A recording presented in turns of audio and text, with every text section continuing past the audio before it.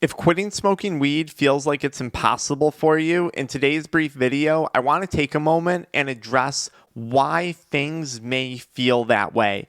And I say this as someone who's personally struggled with addiction to nicotine, THC, energy drinks, and adult media content for several years of my life. Now, at the end of today's video, if you enjoy the content, be sure to check out the pinned comment or the video description to learn more about our free and paid Addiction Mindset Recovery Coaching Program resources, and then hang around to learn a little extra about our Kick It Crave Less chewing gum supplement designed to help with cravings and some of those withdrawal symptoms when you're quitting.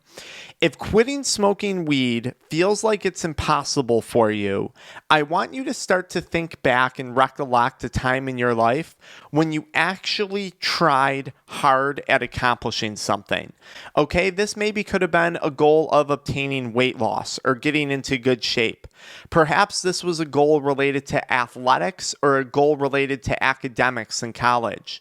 This could have been a career-oriented goal. You were really trying to get that promotion, or you're an entrepreneur like so many of the people that we work with in our coaching programs, and you were in the process of building your business, building your career, building something.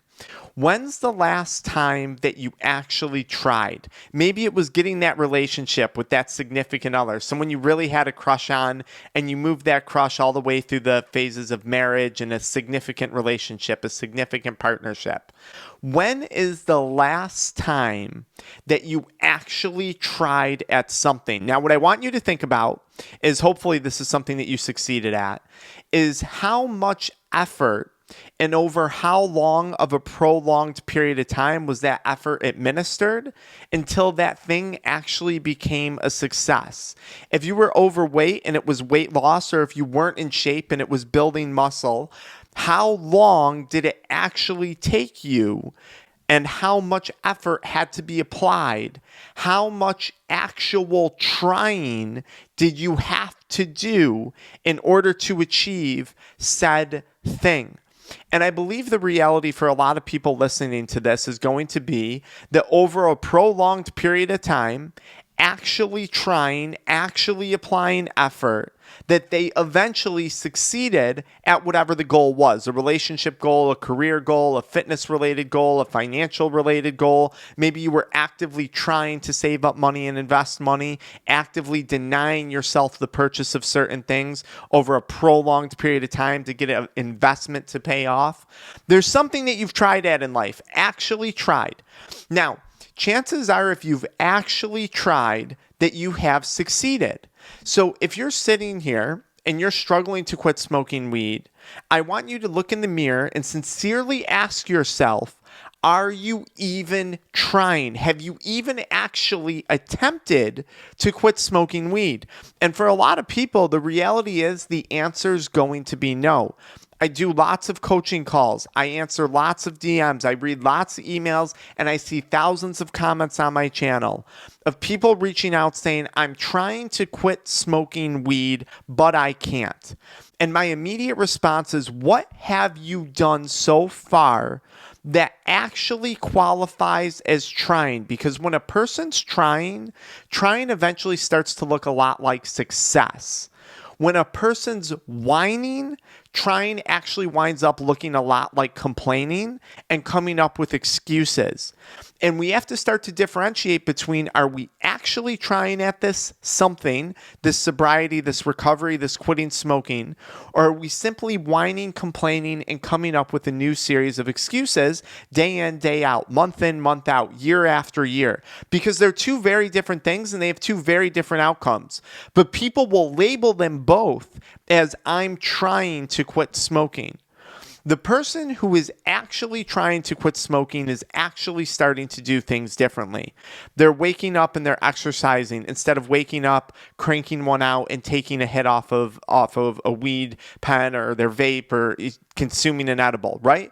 They're actually trying to do something different, right? Someone who's actually trying to quit smoking weed has removed all the weed from their house. On their way home from work, they're taking a different route home that doesn't go past that dispensary or that little bodega shop that they always go into to buy weed. They actually took the time to block and delete their dealer off of their phone? Are you actually taking steps? They actually reached out for help. They actually maybe attended a meeting or asked for support. They tried to do things differently than they've been doing them thus far. So my question to you is, if quitting weed feels impossible, what have you actively done to make quitting weed possible? Are you even trying at all? And a lot of times we're going to find that the answer is no. And I'm not going to totally blame you for this, because addiction has a unique way of manipulating us into thinking or convincing us that we're working really hard at this sobriety and recovery process, that we're working really, really hard at quitting. And addiction has this unique way of manipulating you into thinking that you're actually trying, and in turn that you're actually failing. And that in turn makes it feel like this whole quitting and sobriety process is impossible for you. This is one of the many ways that addiction manipulates a person. And it's not hard to do when you are under the delusion of substance use, whether that's alcohol, whether that's weed, whether that's nicotine, whether that's adult media content.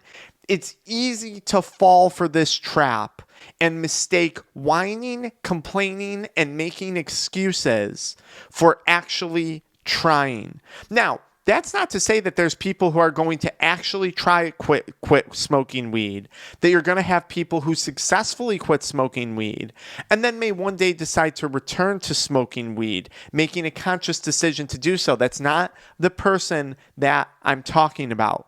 I'm talking to the person who can't get through day 1, who can't get through day 3, who can't get through day 90. Maybe you are trying, but did you actually sit there and have you actually allowed yourself to go through those emotions, to go through those cravings? Have you actually allowed yourself to have that breakdown moment while you're quitting? Did you actually try and process that and get through that? Or did you just say, "Oh, I'm freaking out. I have a craving. I got to go to the smoke shop. I got to head up my plug. I got to go get that backup joint, that backup vape from my closet, from underneath my dresser." Did you even try to quit so far? And what level of effort over what period of time has been applied? Are you at a place where you can even expect a result? Or no, has it been this much effort over even a lesser period of time? Because if you can look at all the things that you've accomplished in your life, which I know there's things that you've tried at, and I know there's things that you've been successful at, I guarantee you anything that you have tried at for long enough and you've actually applied effort over an actual period of time, I know that you've succeeded. It's very, very rare that you meet someone that works extremely hard at something day in and day out, repetitively putting in effort over and over again, and does not succeed. And this is true of business. This is true of relationships. This is true of sobriety. Most people give up. And this is the biggest risk of weed smoking, one of the bigger risks when you become addicted to weed. You begin to think that what you're doing, trying, is actually effort, and this is going to start to spill over into other areas of your life. I know it certainly did for me. Here I was in business for myself, having some success, but not real success, and I would think God, I can't believe I'm doing better. I'm trying so hard. Why aren't I doing better? Oh, I'm trying so hard to make this money. Why aren't I making it? I'm trying so hard in this relationship with this girl. Why is it falling apart? The reality is because I wasn't actually trying. I was under the delusion that I was because of the perception that addiction created as to what trying looked like. I wasn't doing anything at all. I was hardly even getting started. On this channel, when I say to my haters, when they comment, if in the rare chance I respond back, and they say, F this, F that, blah, blah, blah, screw your product, this, that, I say, hey, We're just warming up. We're just getting started. I'm 1,000 videos in on helping people quit smoking weed, helping people quit watching pornography, quit nicotine products, quit vaping, and I am just getting started. I am just starting to try 1,000 videos later.